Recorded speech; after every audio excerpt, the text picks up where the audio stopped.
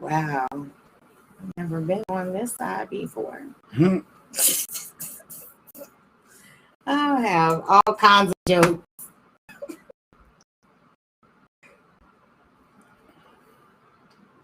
I just got your notification. That means it's working. See, that's what I'll be needing to know. I ain't even need to click that.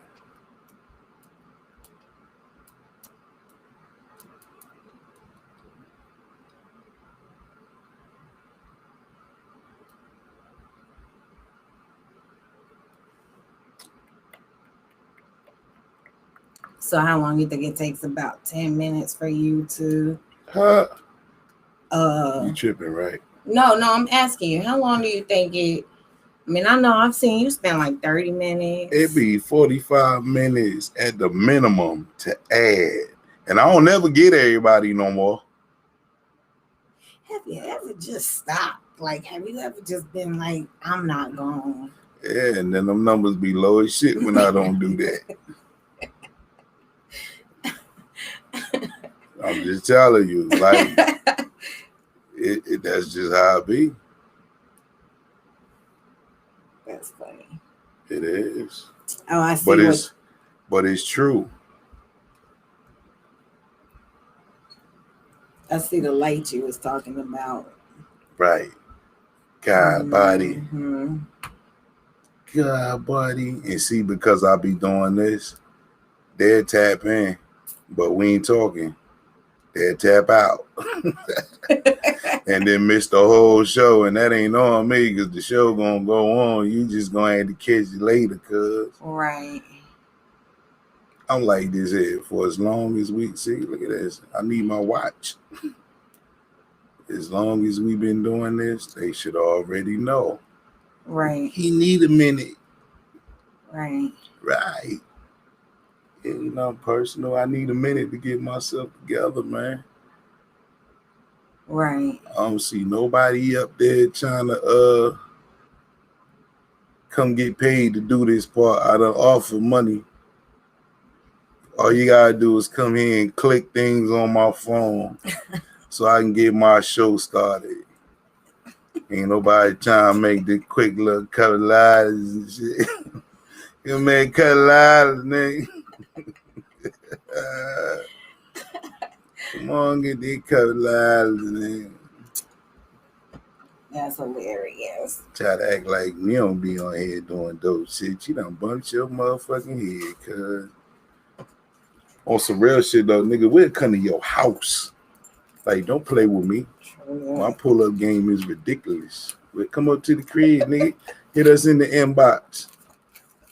Let us know you about that action. We'll come to the crib, man. We will.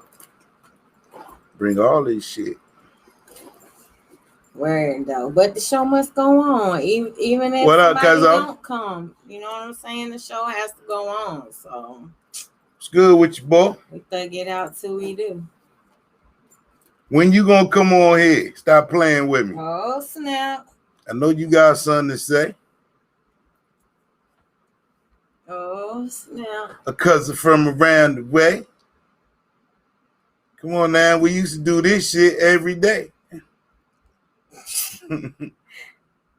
Yeah.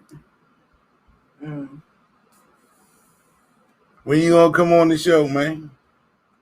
Oh, stop! That's dope. You get like little notifications and stuff. Yeah. Well, all of y'all, welcome to the Real Rap Talk podcast. You know, we're trying to get things started in here. Yeah, this your first time on this side. I can tell because you just there seeing what I be doing. You be swear up and down. I'll be talking to you when I don't. What? You be swear up and down. I'll be talking to you. I'll be talking to them, man. Nah, I know you be talking to them. You get to see it in real time now. Yeah, being on this side is a little bit different. That's where the magic happens, man. Yeah, I see that. Welcome to the Real Rap Talk podcast. Right. So now I can't even call you DJ no more. I feel a way about that. Right. I'm an engineer right now. But you went from who that DJ Incredible to now just F it, huh? Just forget all of it. I mean, because at the end of the day, that's how people know. There's people who know me. There's people that don't know me. Right. And there's people who are getting to know me. Right.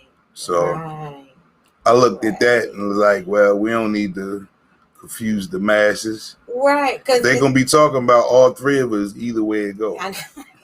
So, you feel me? I was like, fuck it. It's 22 personalities. Right. And we've even had people before that just kept I got three different niggas out here on the streets. Don't play with me. We all look alike. Brother from can you say from another mother? You can't even say that. Nah. It's your brother from the same mother? They did. 3 different soldiers out here on these streets. Speaking of trauma. So nah. The illest shit that I have experienced since I've been down here, I had a dude walk up to me and my old lady getting out the car at the supermarket, right? And the nigga, I was like, yo, what's up, my dude? Blah, blah, blah. What you been up to? Immediately start talking about the studio. So I was like, you rap? He was like, yeah, I knew everybody around here that got it in. I ain't never know him to get it in. So I was like, yo, will you be recording that? This nigga said he be recording in my studio. So my my lady was like about to say something. And I was like, nah, let it play out. This nigga had a whole conversation talking about me and his boys be at my spot. But dude, what's his boys here? Nobody was here. You see this look on my face? I ain't never seen this nigga in the spot, but you gotta understand, this nigga had a whole conversation telling me about me. That's crazy. Hey, that is crazy that he didn't even know he was talking to me. How did that end? Come on, man. How did that we let it play out. Yeah, I told him about we let that shit play out, yo, but that's just ooh. Yeah, that shit sounds it just goes to show how sometimes, man, you gotta be mindful of your light. Right. It wasn't nothing yeah, real talk, yo. I ain't clown the dude, I ain't belittle him or none of that. I just let it play out. I was flattered. It just let me know that I'm making some motherfucking moves out here in these streets. That niggas see me, but they don't. They don't see you. You feel me? You're like, yo, really, my nigga? That's what's up. You be at the spot? Okay. That's what's up. Yeah, man. At least you know. But for an entertainer, somebody who's popular and making moves like that, I expect that. Right. It's like it's hard to be invisible, but then be visible doing what I do. Right. So that was just me balancing out some things that I had going on in my life. Right. That's just the price of that.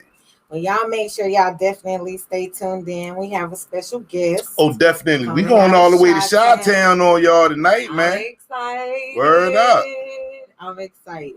Word up. We going all the way to Chi-Town on y'all tonight. So please tune in. I'm just doing a few ads, man. I see you just. Yeah. That's what you be doing for 45 minutes. Yeah, for 45 minutes. And I don't never get, look, if I do this, look, I ain't nowhere near the bottom. Well, you gonna look where you left. No, I'm not. No, I'm not. I'm gonna start from the bottom because I never get those people.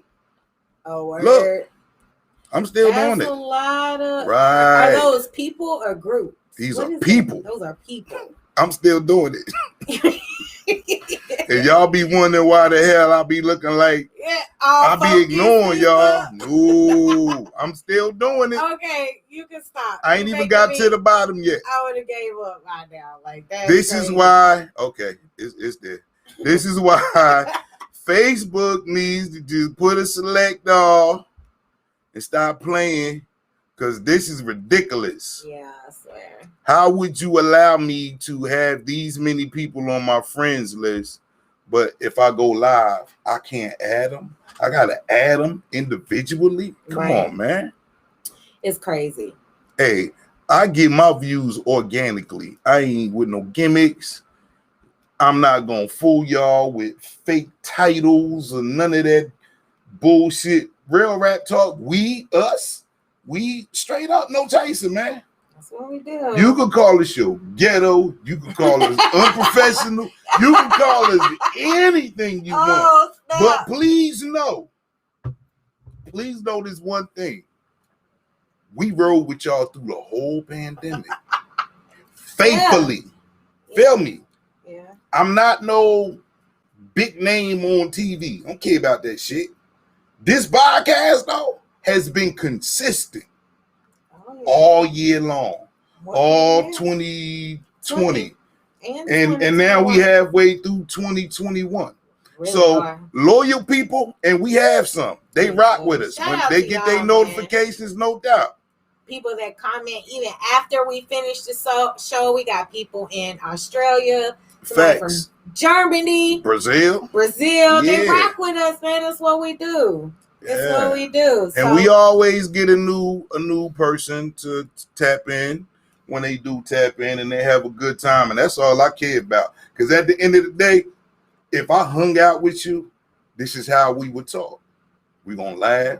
We're going to pull some cards out here in the world, but we're going to say some real shit, man. Word. So while you finish doing that, I'm going to bring in our guest. I don't know quantum physics and all of that shit. Hell, not quantum. But I will tell you some real stories about some real people. Right. And we stay current. Absolutely. You have to. You have to.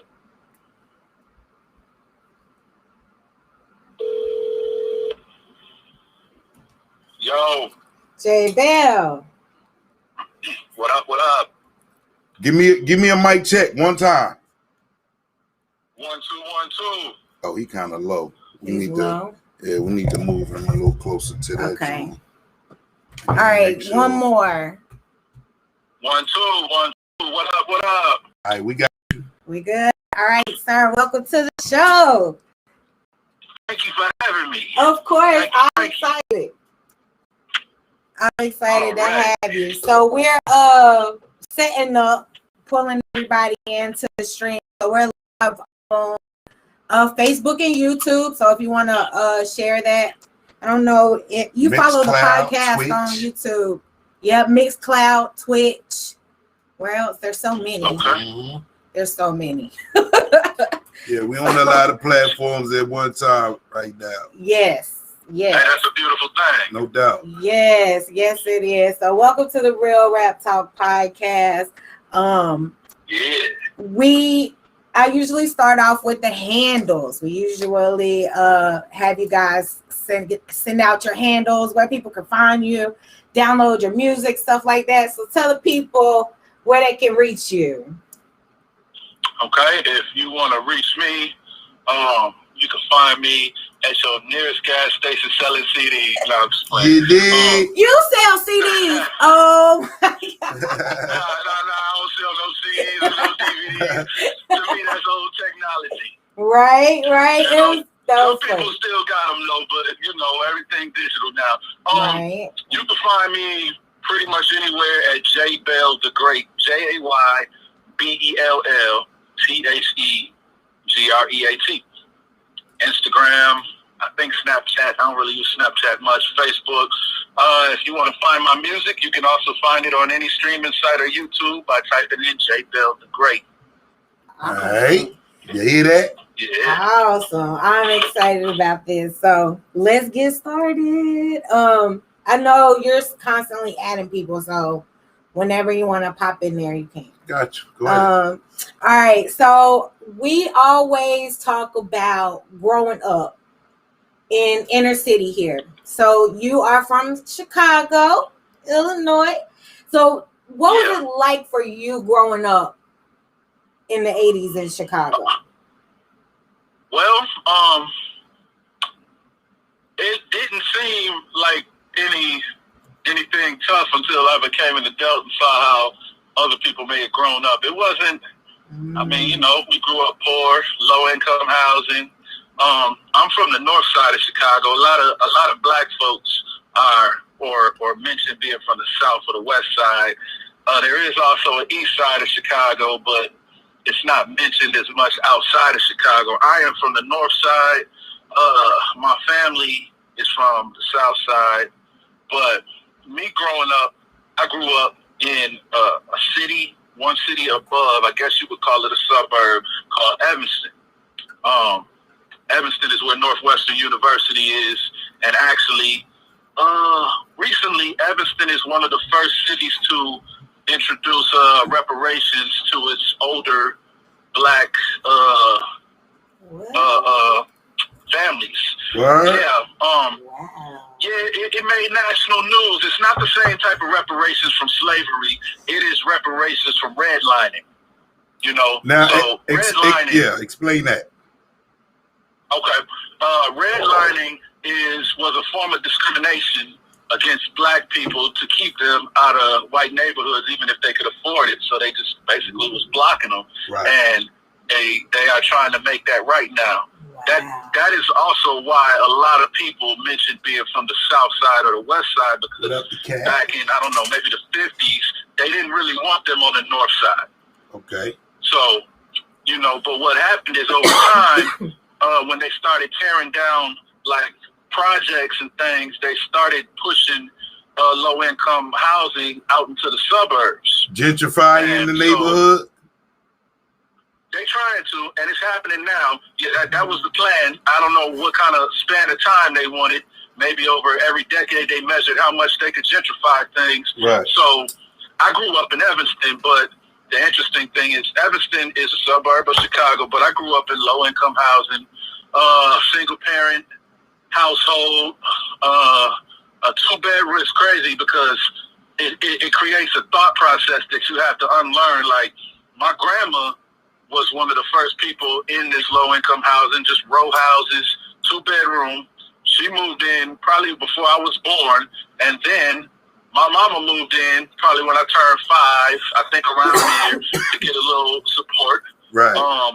So I grew up, let me see, my grandma, my mom, my auntie, her son, he's about 10 years older than me, and his girlfriend. So all of that in a two-bedroom house. My grandma and my auntie used to sleep in the living room. They both had a couch. They sacrificed the room. I had to share a room with my mom. Probably till I was about 10.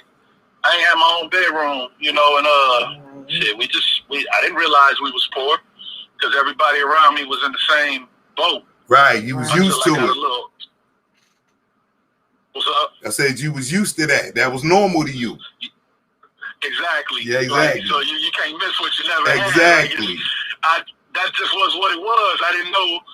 I knew there was more because I also very young, you know, I had a multicultural set of friends, so I got to see how they were living, and their houses just looked way different. The way that they handled things, and all of them had 2 parents in their house, and it was common. Everybody I knew, maybe a few people that I knew from school, but most of my friends, we grew up with our mamas or our grandmas, you know, and gang banging was around. You know, that's gang culture is heavy in Chicago. For it sure. has pretty much spread everywhere. And the thing about it is, growing up, even if you're not in a gang, you affiliated if you're in that neighborhood because of your friends. Exactly. You know, so it's really no way around it, but you may not get into it as deep as them, or they may see something in you that they want to keep you out of all of the shit that they into. And me, I was always into music, like, 'cause my old man is a blues musician, and all right. I've been in the music all my life, and I always been a little bit brighter at it. So people tried to keep me out of shit, you know, but those was my friends. I grew up around it, and now I live in the South, and I've noticed a huge difference in the grid.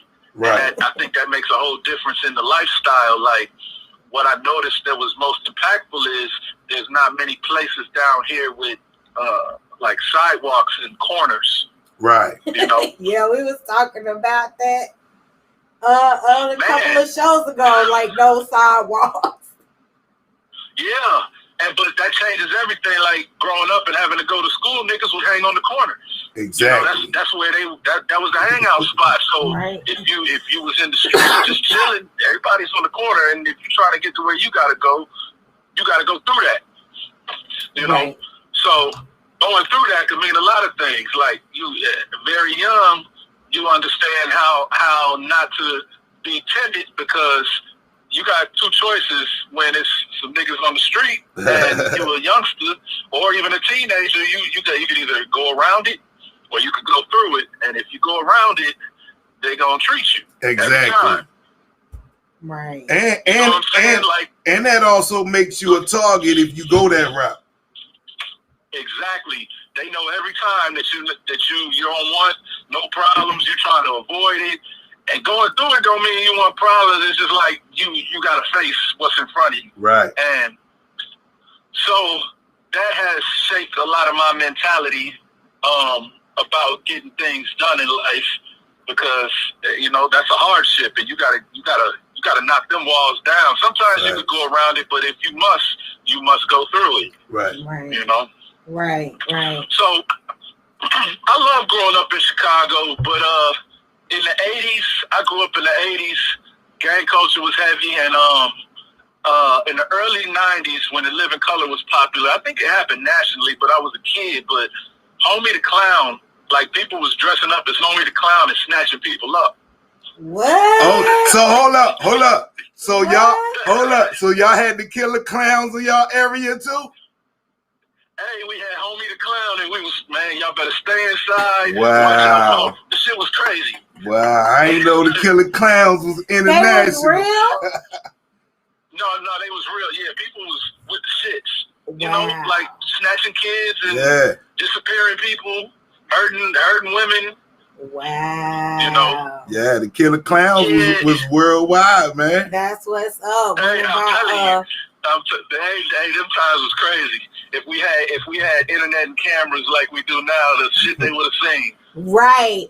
And that's crazy because B has said, I think before, about the killer clowns.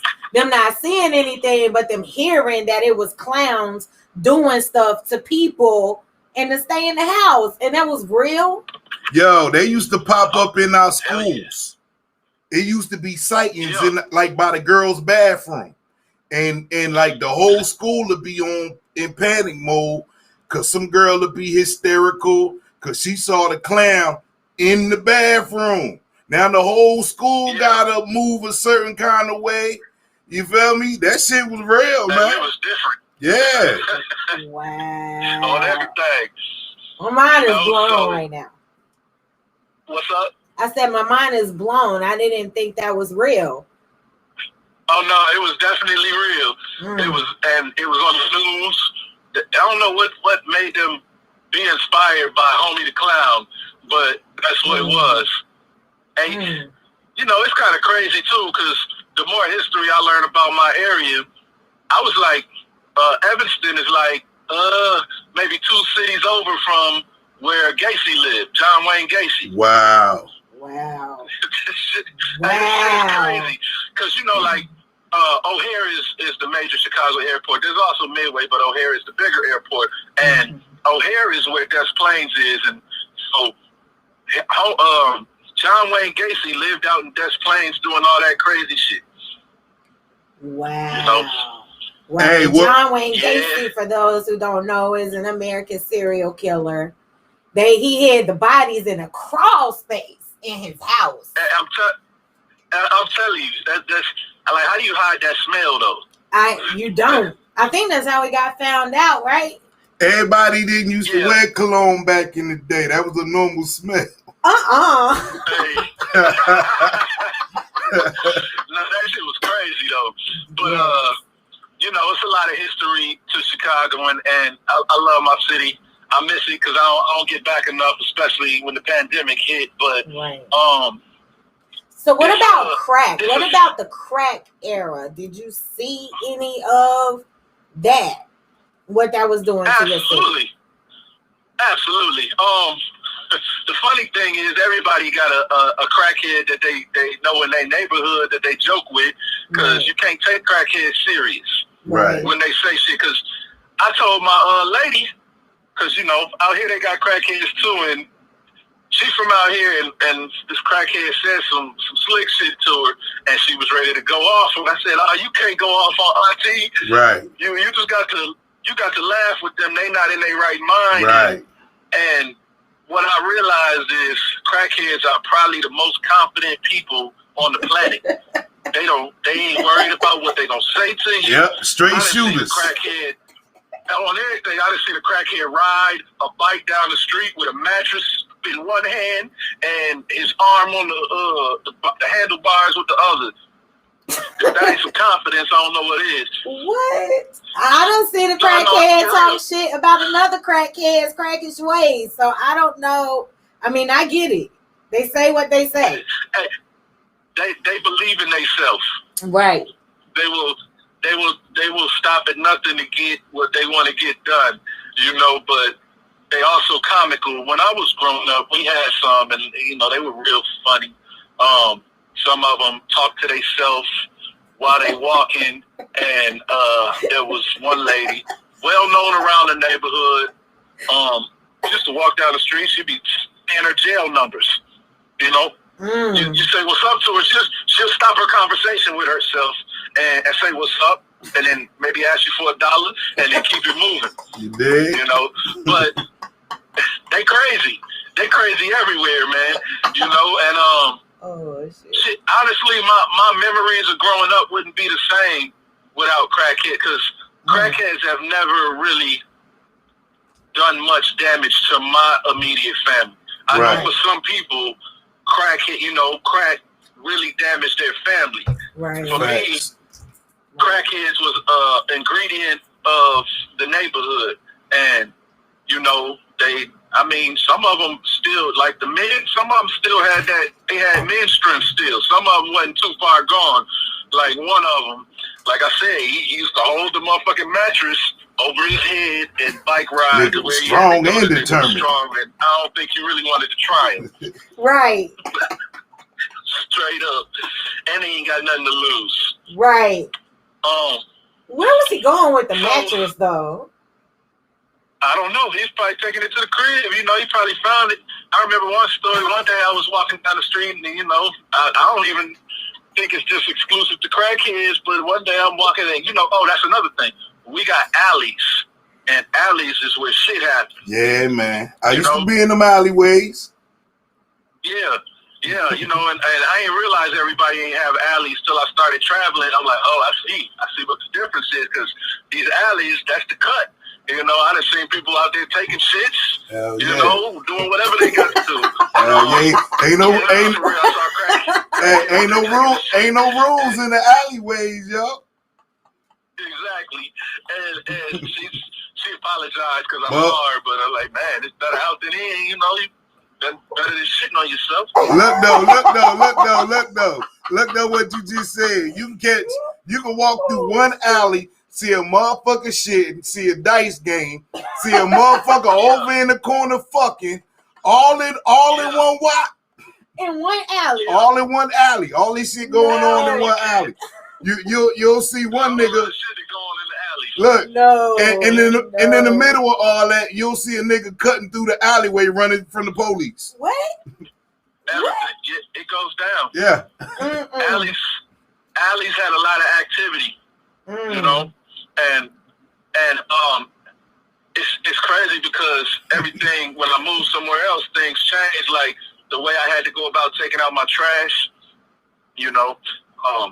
where I grew up, we had like one of the furthest row houses away from the trash can, so I had to walk all the way around the block with my trash. And it wasn't out the back door, it was out the front door, because in the wintertime, we zip up the back with plastic, and my mama wasn't having it. Like, no, you're not opening this. You got to go around, Right. walk with trash. Right. You Because know? it snows But- a lot now.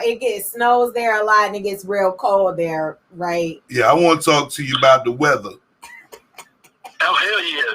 It does get cold. I mean, it probably gets colder other places, but it gets pretty cold, and you know, you kind of grow used to it. Like, I haven't felt the feeling of frostbite in my toes and fingers in about 7 years, because I ain't been there since I moved almost 7 years ago. But it's a feeling, but it also creates a certain resilience Damn sure do. and fortitude. Damn sure Because, do. like, yeah, you know, I remember growing up and having to take the bus, and, you know, then we didn't have no trackers for the bus. You just know the bus it's Right. supposed to At come this at this time. time, but that don't Right. mean it's gonna come And, at that time. and everybody at the bus stop be guessing and shit. Yeah, hell yeah. And you get out there, you don't know if it's coming or if you missed the bus. Right. And you're out there Right. trying to figure it out. You end up Right. just saying fuck it and walking. Hey, my G. Hey, my G. Ain't nothing like that shitty ass feeling of knowing you missed your bus. Mm. Oh, nah. I'm telling you. How do you know? Especially if they don't come every 10 minutes. Because that motherfucker don't show up. That's how you know. Shit. Yeah, how you know? Oh, Yeah, shit. you just waiting like, man. You thinking you on time? In 45 minutes to a whole hour go by. I guess I moved. Looking down the I moved before I got the experience of really going and really like roaming the city, getting on the bus, Yeah. just getting in a taxi. My mom snatched me out the city before all that stuff started happening. So I guess it's a good thing. I kind of miss that stuff though. I was about to You know, ask like- you that. Absolutely. And it you know, it's just a wake up call. That's my roots, you know, and I need to go visit my roots more often, because like that, it's a piece of you. What And up, Pittsburgh? I miss, like, even if you got a car, at some point Yeah, you Sheldon. taking the train or the bus up there. Like, you don't want to be driving around downtown looking for parking, paying a grip just for something. Like, if you got to go to court, Right. like they make you go downtown for court a lot, and you probably gonna end up taking the train, going into the subway, and then getting on over to the courthouse. But all the moving pieces, it's like, it's a beautiful thing. But you know, a lot of times they glorify the bullshit that's going on, and the bullshit is there, and it's very much there, you know. But what I've grown to understand is the bullshit is everywhere. Exactly. It's Exactly. everywhere. Yeah. Shit. So I'm let, down. What's up? let me ask you a question to piggyback off of what you just said. So since you relocated, right? Does that make your skills? Because it's like now things are not moving as fast as they would. You get to see everything happen before it happens. So do you feel like that's a benefit to where you at right now? I feel like all of it is a benefit. Like, I feel like, I guess to explain that, I gotta kind of elaborate on my story. So, you know, all I've done well, not all, but a lot of my time spent up there was involved in music, engineering, producing, being an artist. And the only reason I ever started engineering was because I didn't have no money for no big studios back then. It's a lot easier now, but I had to test myself because it had to get done, you know? And then I found out I was good at it, and I kept going. And, you know, after doing that I've been doing that since high school, so I did that it sounds crazy, but a couple decades now. Right. It's like, okay, let me go try. I wanted to be close to Atlanta. You know, I always had a connection to Atlanta because that's where my old man been since I was 5. So I had family down here, you know, and I ended up in Columbus, which is like 100 miles southwest of Atlanta, because I was just I was ready to thug it out till I figured out how to get on. Like, but I was looking for a place where I could cater to my music, raise my dogs, and rest my head all in one. and I had found a spot out here, so I never looked back. I hopped in my car, packed my shit, and came down here. So when I got down here, I realized it wasn't Atlanta. Atlanta's still more metropolitan than this, and I enjoy my solitude sometimes, so I got a lot of that down here, and it took some adjusting, but I'm not really. You miss the city life? You miss the fast pace? I do, but not all of it. Right. Just some of it, not all of it. I miss it because it keeps you sharp. Like sometimes I feel like I'm sharp here, but you got to stay on point. It's more densely populated. Right. Right. So you move a little differently. Right. And I think that's a skill to have, and I think you gotta keep it sharp like a knife. Right. And down here it's a different set of skills. Like, one thing I learned about the South, man, it's a lot of skills that people up north may not have if they grew up in the inner city, like hunting. Right. Hunting. Right. Fishing. Those are things that if you really was raised without your old man and your uncle or something, you really got to teach yourself or learn later in life. Right. And I mean, those are advantageous for survival. Hunting, fishing, identifying certain herbs and plants and shit. Milking cows and feeding pigs and chickens and shit. Exactly. Yeah. Exactly. Gardens and stuff. That stuff was a piece that I didn't really attain up there that I'm gaining down here. Like, man, I ain't never seen no snakes in Chicago. Right. It ain't no snakes in Chicago? Motherfucking lizards and shit. Hey, yo. Wait, it ain't no snakes in Chicago? Not in the city. There's some snakes, like garter snakes, but it's not you're not gonna really see no snakes in the city, You will see deer. You might see where I live. I've seen coyotes, and every now and then you'll see a fox, but I had never seen an owl before, but they up there, but I've never seen it. I never heard one until I moved down here and first got resting my head. I hear this noise, and as a kid, you taught what an owl sounds like, but then I heard it. I'm like, damn, I think that's an owl. That's common shit. The motherfucker's big as hell. It's like, wow, it's a big ass owl sitting on my porch. Right. They make a lot of noise too when they go to fly off. They sound like somebody over there in the bushes. I'm telling you, and they don't got no eyelids to blink, so they just be staring at your ass. Hell yeah.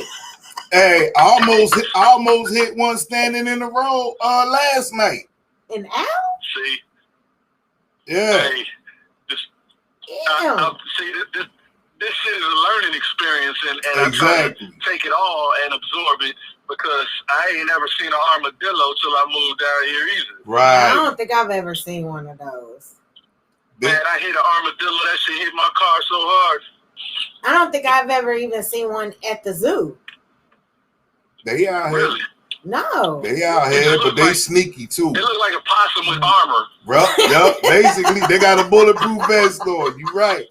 On everything. No, I don't think I've seen an armadillo. I have a different type of peace down here. A lot more land than I would ever be able to. I'm gonna say ever, but they don't even make spaces as big up there. Right. Maybe downstate, but not in Chicago. Even if it costs a grip, it's not gonna have a lot of land. Right. 9 times out of 10. So I can appreciate the land. I like my peace. I create differently, but I also, when you get that kind of comfort, I don't keep it sharp.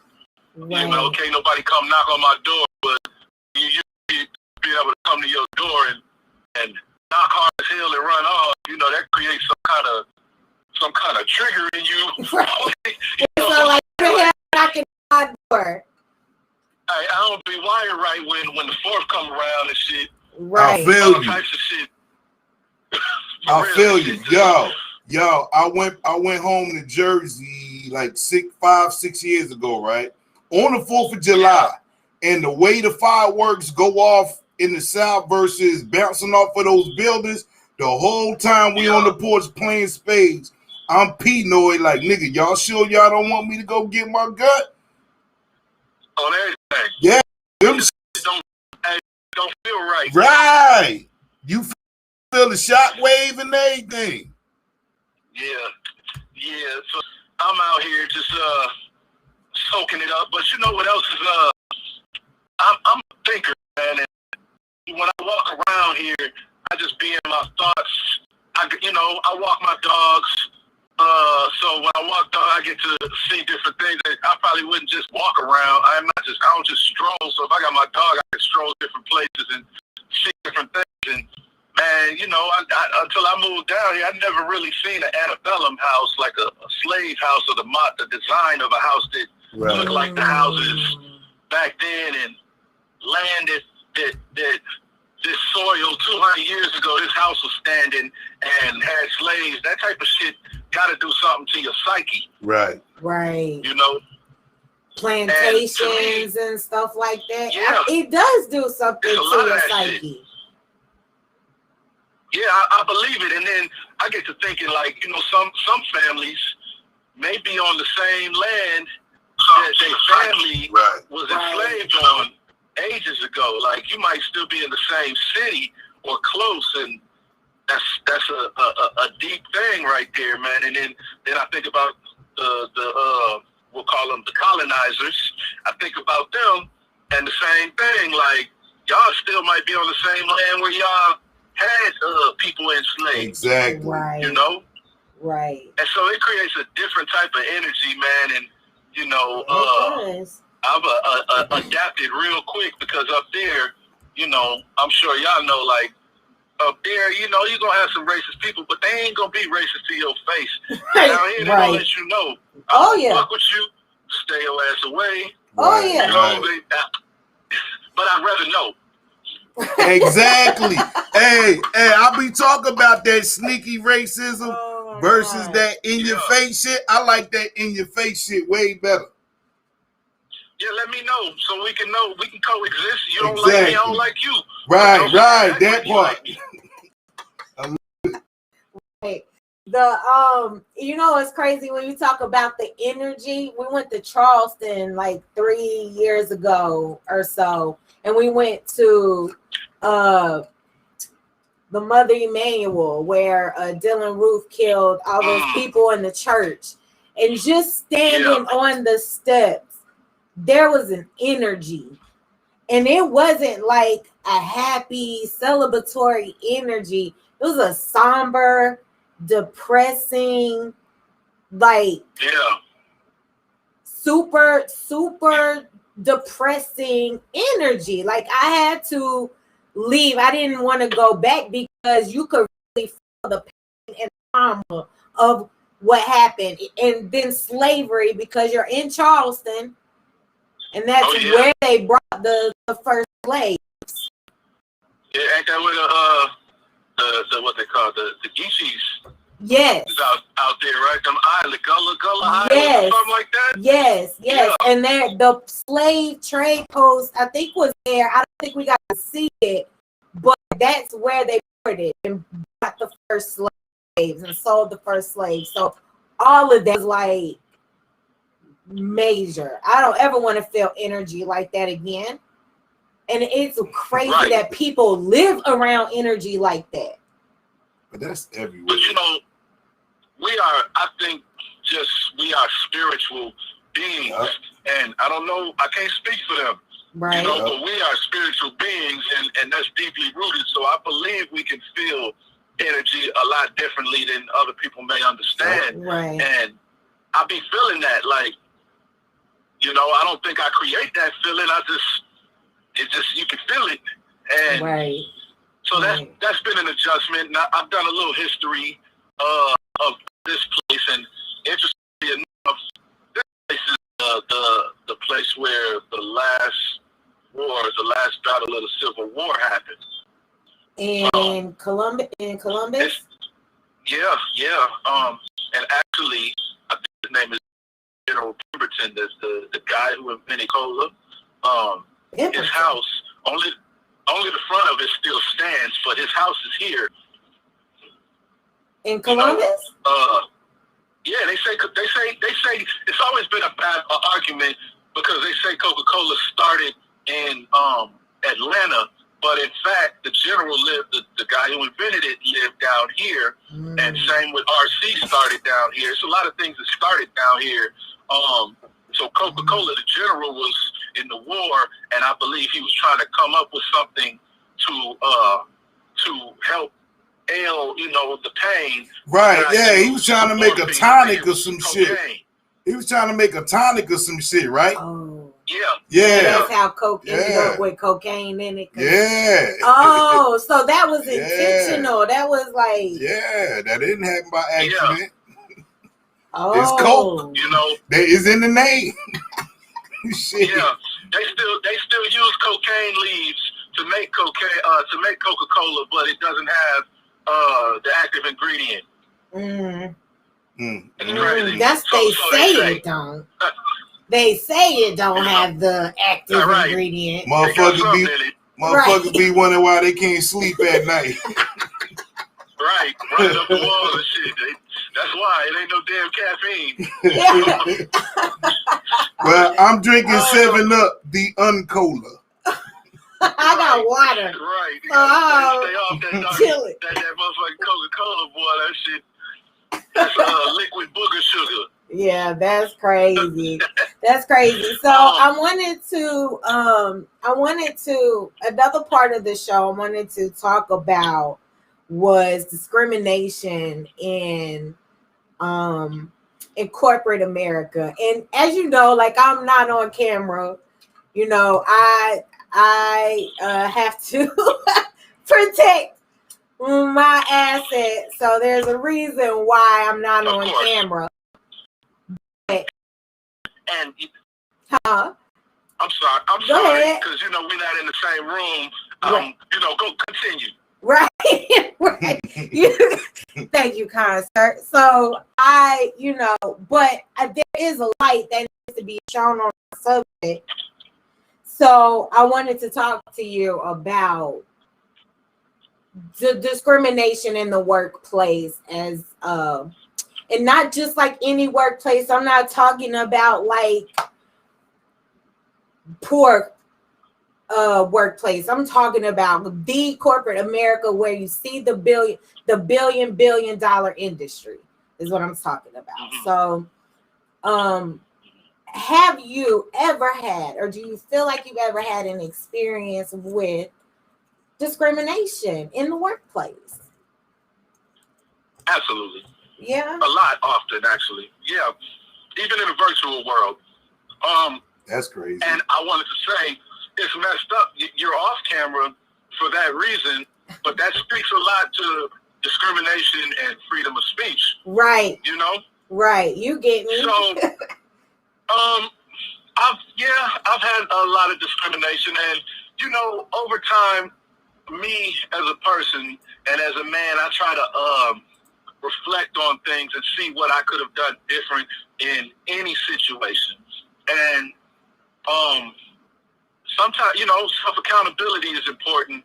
However, there is much discrimination. And a lot of times with me, what I've experienced is they don't want you. You can be ambitious, but don't be more ambitious than them. Or you could be good, but you can't be better than me. Or you can command these people well, but don't be able to command them better than me. Right. Because if you do, you will be disciplined. Right. Right.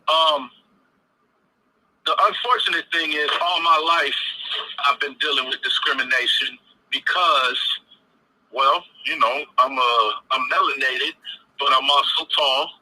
For some reason, they think tall people are super aggressors. Intimidating. So, your height is intimidating. Yeah. And the unfortunate thing is, growing up, now I don't know if growing up in a two-parent household would yield the same instruction, but growing up, I was kind of taught to dumb it down. What do you mean by that? You're scared. You got to take it easy, man. You got to fall back some. Stay, don't say too much. Don't stir the pot. Don't, Yeah. And it's unfortunate because I had to unlearn that spirit of fall back. Don't say that. Right. But it's a wise piece of advice, but it's a safe piece of advice. And anything that I've ever attained that I consider great, it did not happen safely. It wasn't reckless, but it took some calculated risk, And Right. as a man, I couldn't dilute myself for nobody. That doesn't mean I have to be ignorant, but I don't have to act like you're smarter than me, Right. unless I'm doing that for a technique for positioning, Right. But to do that regularly is not the move. Right. And that's what I feel like corporate America wants people like myself to do. Can I we can go to You can I'm not gonna say anything about anything. This is your experience, your interview. Oh. You share what you feel comfortable sharing. All right. So, most of the time, I was taught as a kid entrepreneurship very early on. I was given trumpet lessons in like 8th grade to people that age and younger, and I would make like $25 an hour doing that in 8th grade. Now, I didn't work 40 hours doing that, but that taught me a good value of $1. Right. $25 an hour in 8th grade. When I was in 8th grade, it was around 96. So that's pretty good, and Right. it taught me that you can make more than they tell you should be making.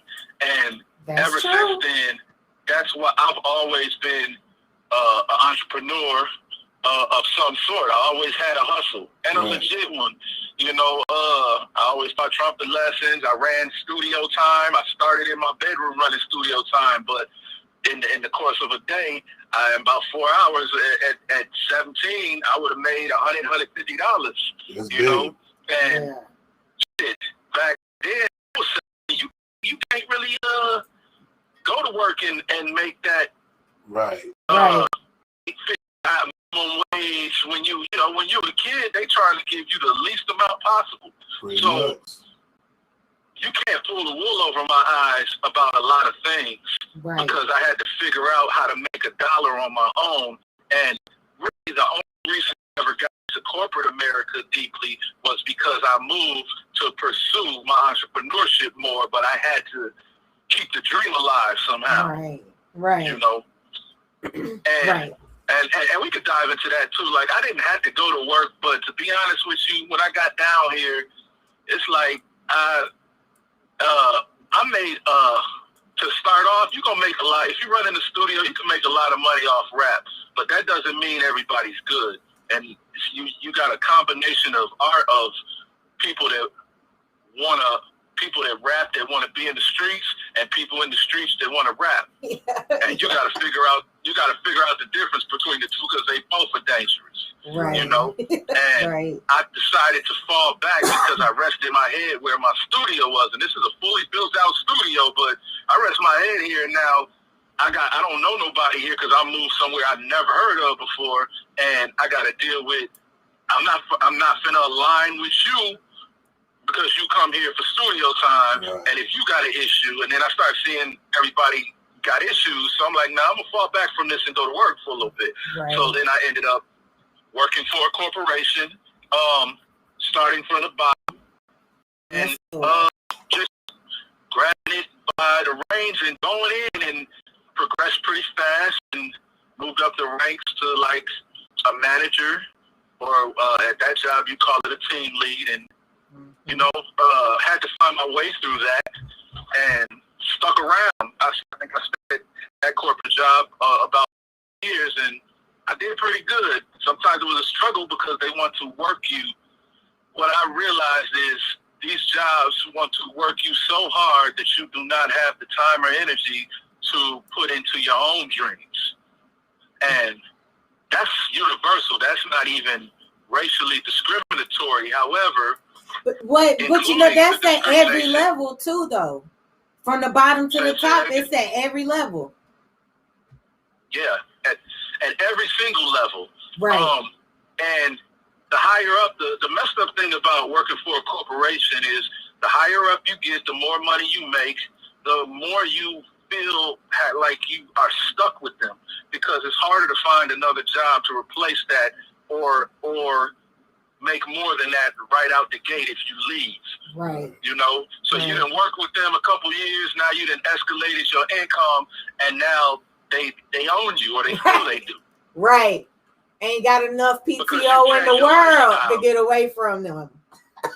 Yeah, you've changed your lifestyle, and dealing with corporations, you got insurance, and it's security, Right. you know, and they know this. So then Right. they feel like I don't even know if they know they're discriminating. You They know? do. I think it's They just do. systemic. People You do. think so? Yes, absolutely. They know. They know that you know you're being discriminatory. You know. You can say you don't know, but you know. So And yeah, with that, and I'm not trying to interrupt you. I apologize. I wanted to ask you though, mhm. at what point did you see you were not going to go to another level? I had some of the highest numbers on the floor when I was in a particular department and was killing it. And you know, when you did good in this department, they couldn't give you money because of tax purposes, I guess, but they would give you Amazon value. And I had ran that up so high, I was in the thousands with the Amazon money, but I wanted to be a supervisor, and I just kept applying and kept interviewing. I had at least 10 interviews, and my numbers was up above par all the time. So when you And say I'd numbers, probably though, what do you top mean by 5. numbers? What do you mean by numbers? Okay, well, you know, most jobs have metrics, especially corporations, and you have a number that you need to maintain, just like school grades. Right. And with that, you know, a certain number is like an A. It's almost basically the same breakdown. Like, I think Right. 90 and up is kind of like an A, and between the 80s is a B, and so on. Okay. And my stuff stayed around 90 and up for Right. at least a year.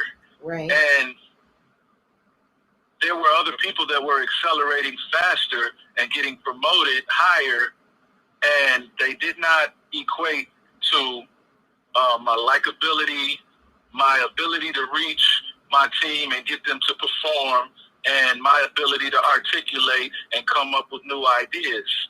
And what they did was they keep saying it's a certain format that you need to follow when being interviewed. And I'm like, come on, this is ridiculous.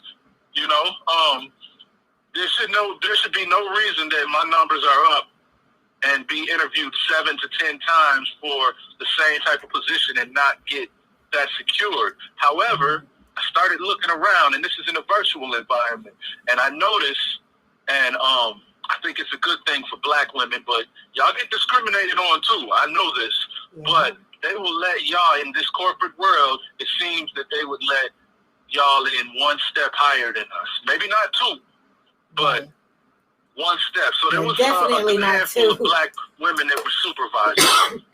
Right. You know. Right. And then the next step up was site manager. I seen a plethora of Black women as supervisors, but not site managers.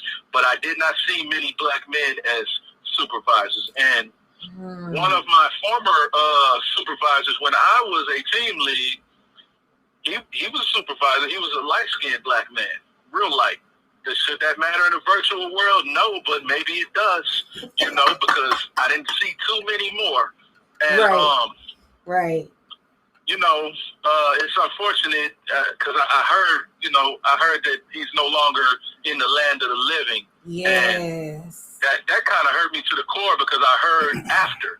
And a lot of times when you build friendships with people in a work environment, you talk at work, and you may shoot the breeze every now and then outside of work, but it's predominantly at work, so you may miss the understanding that something happened to them. Yeah, that camaraderie. And you know what I mean? And I got the news late that this man committed suicide. Ooh.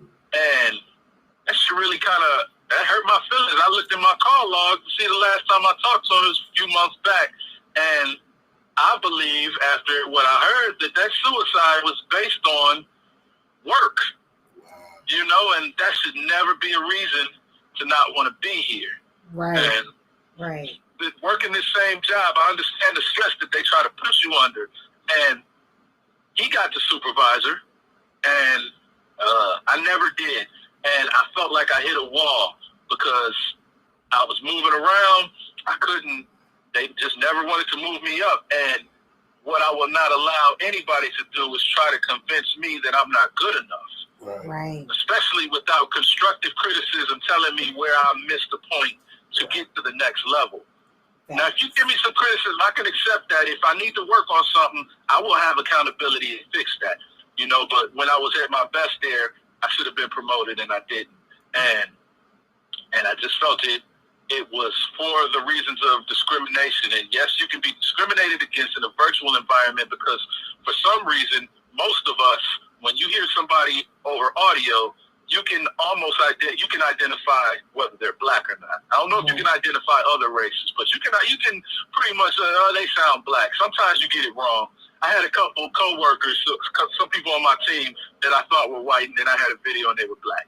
So, but you can hear it. It's something in our voice, and it's not necessarily that we're not articulated. It's just something about us that you can hear it, and so that can create some discrimination.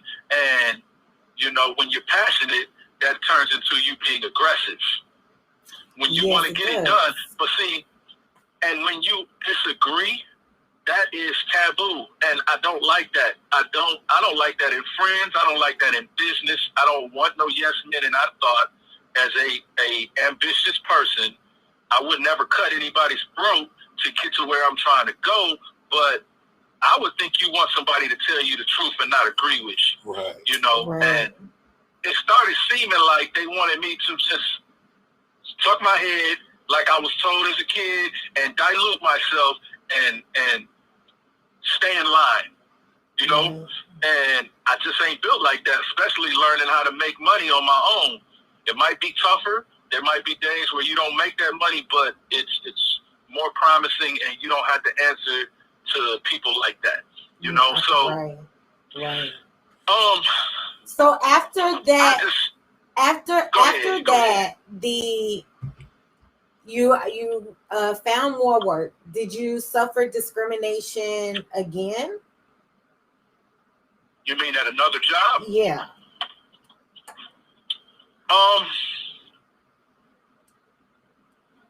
No, but I moved out of corporate America because at this point, you know, I had created a different life for myself. So, we didn't even get into that. So I'm moving around, and then I couldn't get to supervisor. So strategically, I tried to move to another department that paid about 50 cents more, but they're opening for supervisors.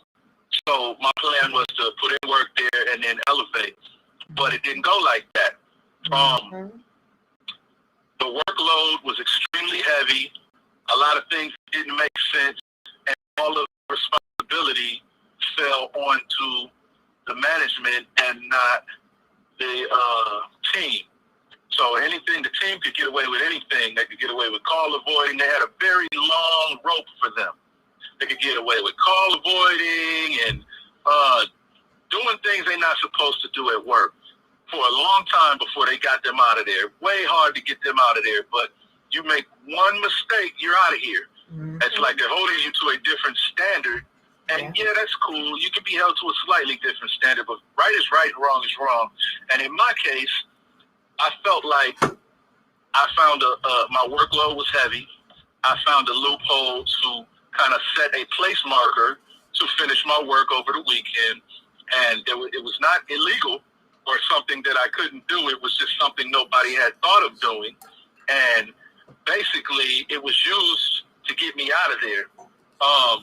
It got me fired, and the accountability on that was maybe I shouldn't have done it, but it was not something that should have been warranted a firing.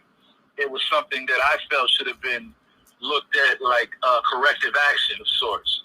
You know, I had gotten in real good with my upper management in my former department. I was supervisor because I felt like it was just many people in that department trying to be supervisor. And they told me they had never heard of such a thing being something to lose your job over. Right. So, these people were, they were not, he was higher than site manager at the time. He was like operations manager or something that told me this. So that leads me to believe that if this happened in that department, I would have had a real strict conversation. I would have corrected myself, and I would have never done it again. However, my self-accountability is that I gave them the tools to do what they already wanted to do, was get me out of there. And I felt like they wanted to get me out of there because I was not a yes man. I worked hard, but I was a little behind. It was very hard work to keep up with the workload that they give you. So, and also, I don't think there was too many other black men in that department. And I just think that they did not like the way that I could reach the advisors more than they could. The advisors loved me, not because I was just nice to them, but because I was somebody that they could look at and aspire to be, because I wasn't no uptight model of a manager that suit and tie, act like I don't have any type of chill to me. I wasn't that. It's raining really hard. I don't know if y'all can hear that, but yeah, that's what that is. I thought you was running. I thought you was running bad water. Or some shit. Hey. If y'all hear me, we'll get through though. Is it storming down there real bad? It is storming. It just started. It's storming bad. Oh man, well, y'all be safe. I know usually when it hits y'all, it comes up the way. Y'all be sending tornadoes and stuff. So y'all be you safe. Ain't never lied. Y'all be safe. Storm season, it come right up the coast. Right. Oh, so if you had one to, of the smartest things what's up? If you had to give our listeners a piece of advice as far as entrepreneurship, and not getting lost in the mix, like not dumbing yourself down, not diluting yourself for the dollar, what would it be? What would that piece of advice be?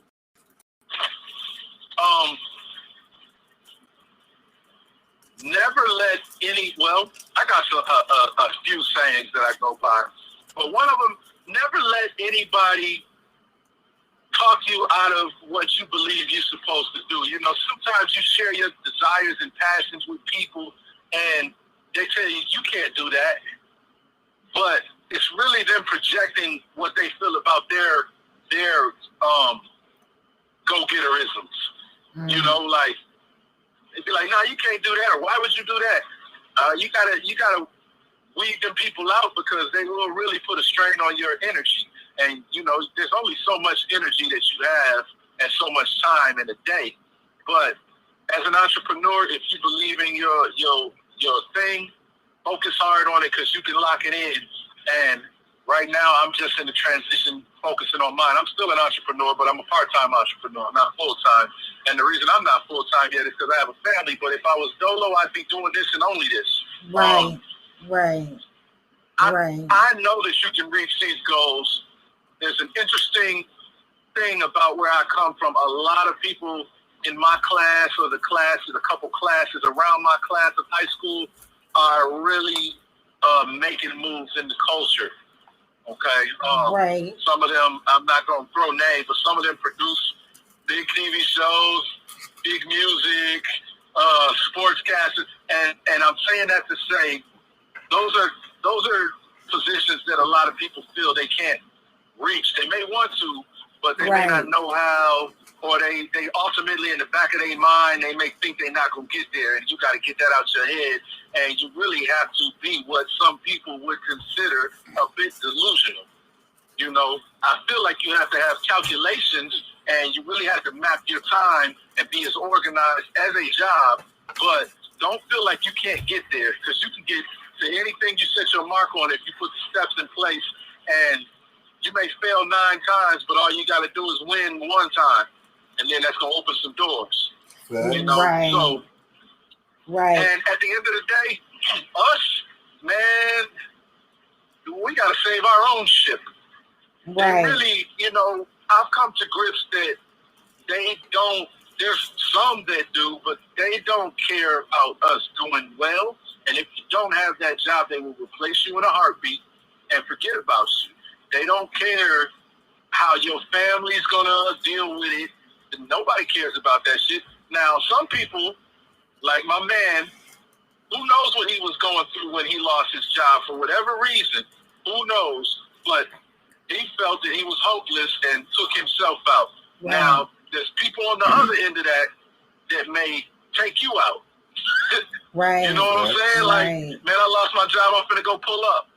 You know? Oh, So that it goes postal both ways. stuff. And, People going postal. well, yeah. Yeah. You know, and what I say is there's no job that if you're not owning it, then it ain't, you know, it ain't that serious. We got to work on our own thing, because that's the only way we're going to create wealth. Right. None of these jobs will make you rich.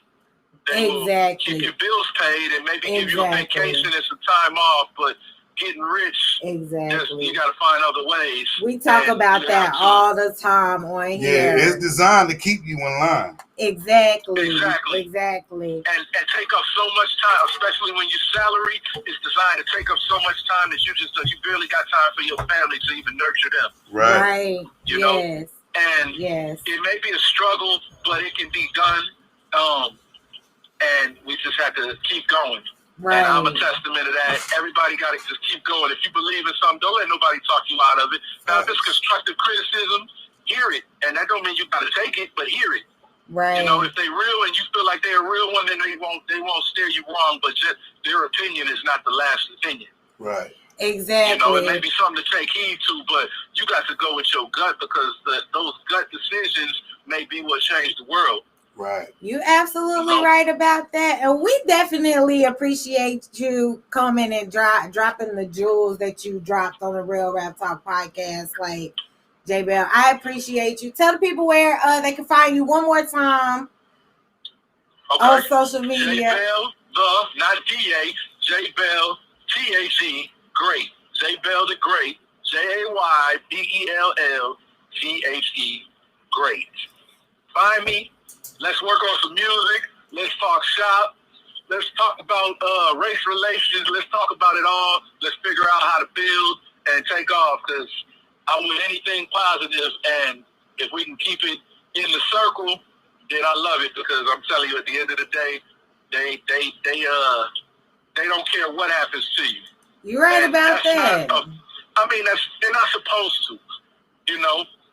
But the way I look at it is, either you're gonna be the dominant one, or you're gonna be the submissive one, and take control of the steering wheel before somebody else does of your own destiny.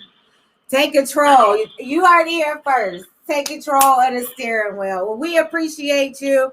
I am definitely going to be reaching out to you again soon, J Bell. Thank you so much for coming. Please do. We got to talk about music culture one day. Oh, definitely that. Oh, absolutely. Absolutely. Yeah. I appreciate it. You be safe and you have a great night, okay? Hey, y'all too, man. I appreciate y'all even considering me. It's all love. Of course. Thank you. See you later. Now, I'm going to go roll me up one and enjoy my night. Y'all have a good one. You too. Peace out. All right, later on. Peace. Y'all heard it here first. All right, so now I can talk. I get a lot of the things that he said. Right. And like what I think that we didn't get a chance to talk about when There's we so spoke much. about like your humble beginnings. Mhm. Everybody's humble beginnings are different.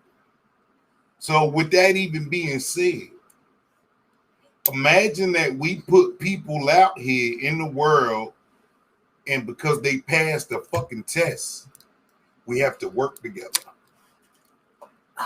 You're right. You don't get invited to the cookouts and the birthday parties and the anniversaries, but you work with these people.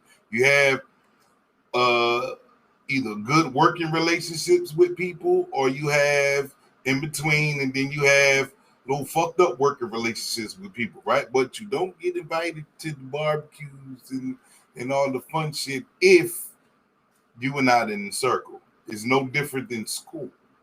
So recently in Rock Hill, we just had the video of the whatever the fuck the cam shit that be on The body car. cam. Thank you. I couldn't think of the word. So we had the body cam come out it was supposed to rival the actual filming that the woman had that filmed the incident in Rock Hill, South Carolina. And listening to how this cop was talking threw me back. Cause I'm like, why? You watched it? Yeah. Why is he talking like he's right? You feel me? Like I watched this shit. Like go watch it. It's on the internet. I haven't seen it yet. I didn't know it was Go out. watch it. So he's talking like he's right. And he's talking like, you know how people try to, I guess, finesse their way when they deal with black people, so they try to talk black. And the whole escalation of the situation could have been avoided. It was real simple techniques that should have been used, wasn't used. So I don't know if that's the one that got fired, but I can imagine that. Somebody got fired? Yeah, the way he went about it basically escalated that situation. Shout out to my man's brother who they dropped all the charges against him. But the one that was dirty, they definitely, I don't know. I hope they don't do him dirty just because of the circumstances involved. Like, I hope they treat him like they would treat somebody else in that situation when they put the charges on him and give him his time or whatever. But, yeah, the cop was definitely in the wrong, man. So I hope everybody that got a fucking opinion about that situation, because I think the thing that really created the tension between black and whites in a lot of the comment sections that I read, a lot of white people was just like a no-brainer. He had drugs. He broke the law. This wasn't about him. This was about the brother who was given permission to obtain his brother's belongings. Right, because he wasn't there, right? He came on to the scene. He was allowed to be called to the scene by the same cops. So it's almost like you got to look at it like a setup. I'm going to invite you to my birthday party, but we're going to jump you.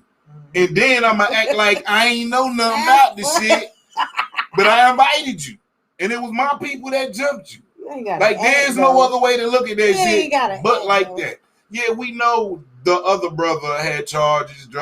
This shit wasn't about him. Right.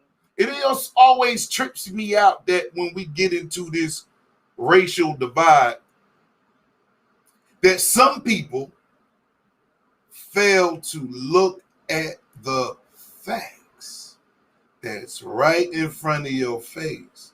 You think we're angry because he had drugs and a gun and priors and all of that shit. No. Not really. You missed the whole, but this be that shit that be pissing us off. The shit that happened is right in front of your face. But you don't see that because you want to focus on the negative. So speaking about that, Stop. We're not as dumb as you think we are. Number one, black people smart than a motherfucker. Temperamental at times, yes, we are. Because we deserve to be. We deserve to be ready to on site with you niggas, right? But if you want things that, and this is for people who really want to see change,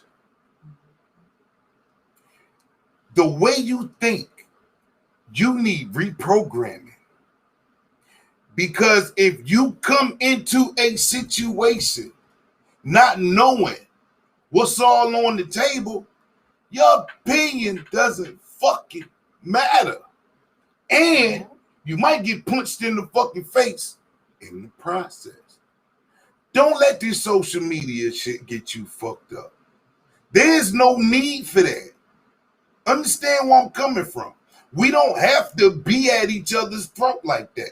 Because at the end of the day, we speak the English language. Feel me on this. Watch how I break a motherfucker down. I'm so cold. It might be this Kango. We speak the same language. Feel me on that. Like, this is how intelligence really works. It doesn't matter if you use a 13-letter word, if even one of them motherfuckers exists. It doesn't matter if we use a 3-letter word.